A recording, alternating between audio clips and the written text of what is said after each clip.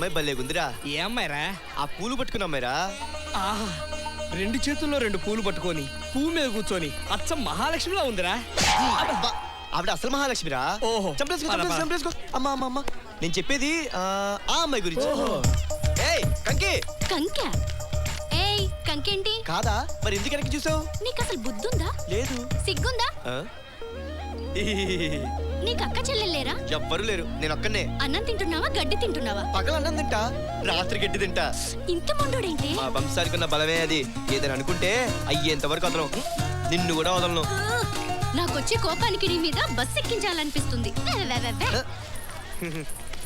కోపంలో కూడా నా కంకి కత్తిలా ఉంది.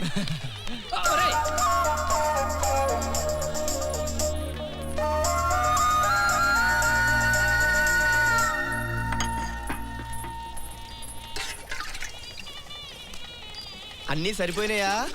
నీకెందుకు చెప్పాలి? చెప్పవా? మరి రుచి ఎందుకు చూసావు? అయితే నువ్వు కాలిందా? మాకు కాలుతుంది. ఎక్కడా?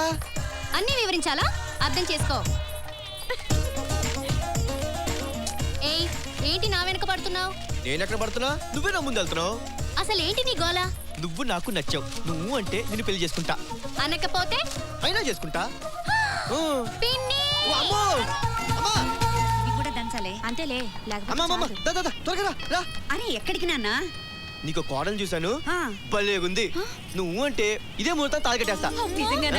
నా కూతురు చేసుకుంటానా? అది కూతురు చూడక ముందు. అయినా అత్త, నువ్వు ఒక్కసారి వచ్చి ఈ అమ్మాయిని చూసావంటే అల్లుడు ఈ అమ్మాయినే చేసుకోమని పట్టుబడతావు. ఏమైరా? అమ్మాయి అమ్మా.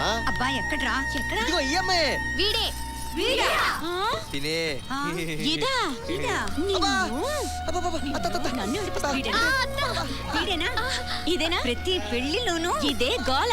ఇది మళ్ళీ మళ్ళీ జరగకూడదు అంటే అర్జెంట్ గా వీళ్ళిద్దరికి పెళ్లి చేసేయాలి. అర్జెంట్ గా ముహూర్తం పెట్టండి. అయ్యో, ముందు ఈ ముహూర్తానికి టైం అవుతుంది. పెళ్లి కూతురు తీసుకురండి.